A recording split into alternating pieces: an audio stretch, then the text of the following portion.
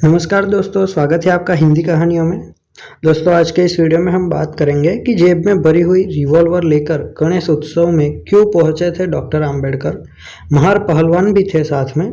तो दोस्तों, बात है 1926 में, जो डॉक्टर अंबेडकर, प्रबुद्धकार ठाकरे और समाज सुधारक राव बहादुर सीताराम केशव गोले ने मांग की थी कि गैर ब्राह्मणों तथा अछूतों को भी गणेश उत्सव के आयोजन का हिस्सा बनाया जाए।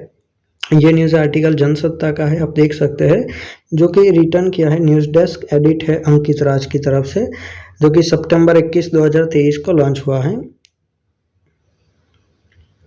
कि दोस्तों, गणेश चतुर्थी का त्यौहार भारत के कई राज्यों में मनाया जाता है, लेकिन महाराष्ट्र के इसे लेकर जो उत्साह देखने को मिलता है उसकी तुलना किसी और राज्य से नहीं हो सकती। हालांकि मराठा शासन में पहले गणेश उत्सव महाराष्ट्र की परंपरा का महत्वपूर्ण हिस्सा नहीं था। शुरू में यह केवल एक घरेलू समारोह हुआ करता था। स्वतंत्रता संग्राम के दौरान इसे चर्चित करने का श्रेय बाल गंगाधर तिलक को दिया जाता है। 2 दशक से पत्रकारिता कर रहे धवल कुलकर्णी लिखते हैं कि शुरुआत में गणेश उत्सव पर ब्राह्मणों का वर्चस्व हुआ करता था। शिवसेना संस्थापक बाल ठाकरे के पिता प्रबोध ठाकरे और डॉक्टर अंबेडकर ने इस वर्चस्व का विरोध किया था।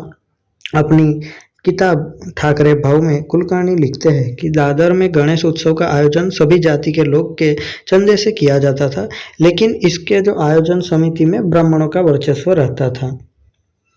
द प्रिंट पर प्रकाशित एक लेख में कुलकर्णी ने चांददेव भवानराव खैरमोंडे द्वारा लिखित अंबेडकर की जीवनी डॉक्टर भीमराव रामजी अंबेडकर खंड 2 के हवाले से गणेश उत्सव और अंबेडकर से जुड़ा एक दिलचस्प किस्सा बताया है।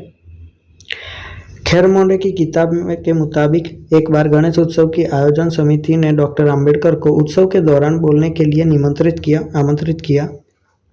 हालांकि आमंत्रण देने के बाद सवर्ण हिंदुओं का इस बात की चिंता सताने लगी कि कहीं दलित समुदाय से ताल्लुक रखने वाले डॉक्टर अंबेडकर की मौजूदगी से गणेश की मूर्ति अपवित्र न हो जाए। वे सोचने लगे कि अगर ऐसा हो गया तो उनके जो आने वाली और पिछली पीढ़ियों को नरक की आग में जलना पड़ेगा।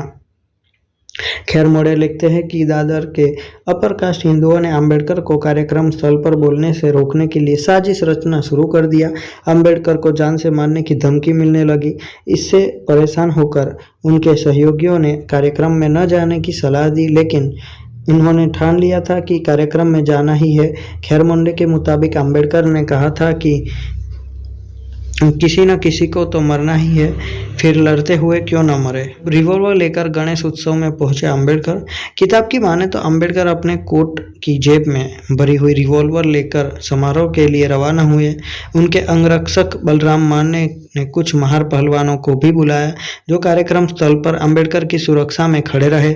महार दलित समुदाय की एक जाति है। डॉक्टर अंबेडकर खुद भी महार जाति से थे।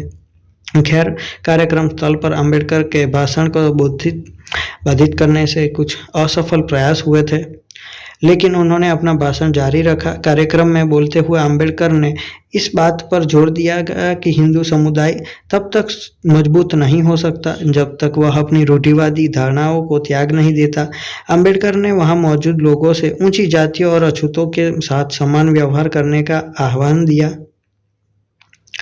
तो दोस्तों, ये थी जो है आज की कहानी। मैं आशा करता हूँ कि आपको आज की जो स्टोरी है वो अच्छी लगी होगी, आज की न्यूज़ जो है अच्छी लगी होगी। ऐसे ही वीडियोस के लिए आप चैनल को सब्सक्राइब कर दीजिएगा। मिलते हैं नेक्स्ट वीडियो में।